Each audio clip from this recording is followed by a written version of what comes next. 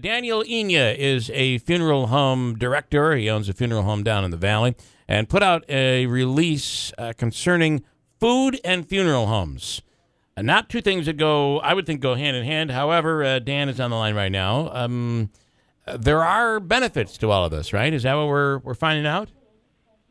Yes, Bill. There's plenty of benefits. So tell me what they are.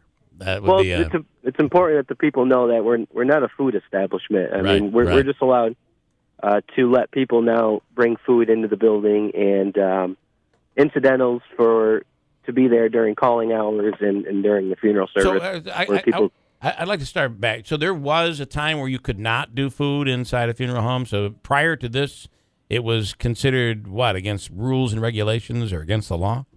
Yeah, it's against the law to bring food and beverage into a funeral home. If somebody came in with simply a cup of coffee, we would have to tell them that they could not take it into the funeral home. And what is the reason? What was the reason? Are they worried? What? I believe it goes back a long way with funeral homes using, certain types of spirits to, as far as alcoholic drinks to encourage families to use their funeral homes. So I think that became a problem. But that was several years ago. And so now, is this something the governor has proposed in this budget, or is this has been passed? The legislature has already passed this. It was passed at the end of last year, I believe. Got it. Okay. So it now means that funeral homes could you get into the business of actually providing a catering service for during a wake or for the family? I would encourage the family to bring in, their own food personally. Okay. I'm not a restaurant owner or don't advertise to be one. But does it open the door for, let's say you wanted to say one of the services we offer is we work with 4 or 5 different local restaurants, and if you'd like, we can provide for you. We can have food brought in for you. Is that something that could be done? Again, it's just a matter of us being allowed to let people bring in their food, right. and have their own type of incidental food, snacks, wraps, small things. Especially with some of these wakes, people are there for a long time. It's very difficult to think that they can't even bring a cup of coffee or something. Well, that's where I believe it's very beneficial. You get some people, with these larger funerals. I've seen people stand there for 4 or 5 hours straight, and this is a great thing where they can, take a little break and get re-energized with food or a soda or something. A listener would like to know if you can eat M&Ms in line at a wake. I would assume, yeah. I think I think it's legal now. You can do it now. Yeah. Isn't it funny about when you think about all of these restrictions that are placed, that so many of these, they date back. I was just reading... there are states in the country right now, and I'm not sure how far these rules date back, but do you know that in some states in America, you cannot warm your car up in your driveway?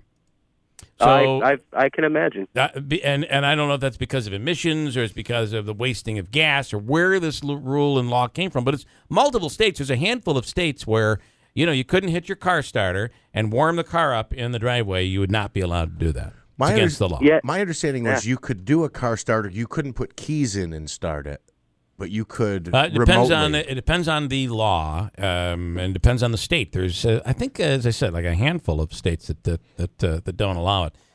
Interesting. So, all right. So this is now in place. So funeral homes today will now allow people to bring in food. I do wonder, honestly, did we really enforce it? I mean, if somebody wanted to bring in, something, a cup of coffee, was it really up to you to say, "I'm sorry, I cannot allow you to bring that in"? We would be fined for that. Well, I mean, if you wanted to follow the law, then yeah, you would enforce it. Yeah. So, right. Well, that's not my question, though. That's my question is, did they? Did they, would you say, based on not your own personal but hypothetical, did everybody really enforce this law, funeral homes around the area? Well, like with anything, I'm sure there were people that did not, and I'm sure there were people that did. Got it. Okay. All right. And your place... It's up to each firm, too. It's important for people to know to consider offering this opportunity to families. Okay. So they're not required to do it. It's not required, but if they choose, they would be allowed to do such a thing. Exactly. Got it. Okay. And yours is your funeral home is located over on Route 5 between Herkimer and Little Falls. Correct. Yes. All right, Dan. Thank you so much. We appreciate your time. Thanks, Bill. Take care. You too. Tim is on now. Used to work as a caretaker for a funeral home, and now this is where we really want to go, because now it's somebody who used to work there and can give us a little insight on, how much we're really following the rules, the regulations, the laws, all of that stuff. So, Tim, what do we know? It was, I'm sorry, am I on the air? Yeah, you are. You're here. Yep. It was a funeral home here in the Utica area.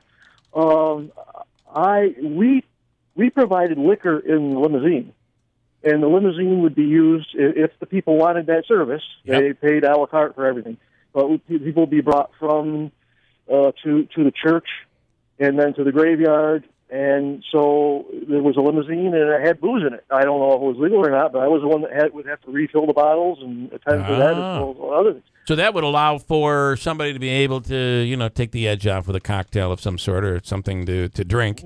Exactly. Most people would like to go get a bit tipsy to go to funerals. Yeah, I know. I do. Yeah, I mean, listen, some funerals where a group will come in and they'll all do a shot, or I've been to wakes where there are beer cans and people bring in a cooler, and it's very hard though to stop a family, right? And we hear this a lot. I've talked to priests who actually say sometimes it's very difficult when somebody wants to come up and give a speech, and the speech just goes on forever. It's difficult on the family. It's touch and go when you're dealing with a grieving family. But well, I can't imagine myself. At least if I were attending viewing calling hours for a loved one, I can't imagine having an appetite for food. I can imagine wanting to get drunk. I can't imagine really having an appetite for food. I know. It just doesn't. The two just don't go together. Everybody's some people, when they're stressed, they can't eat. Some people, when they're stressed, do just the opposite. So interesting. All right, Tim, good insight there. We appreciate it. All Thanks. right. Thank you. Have a good day. You too.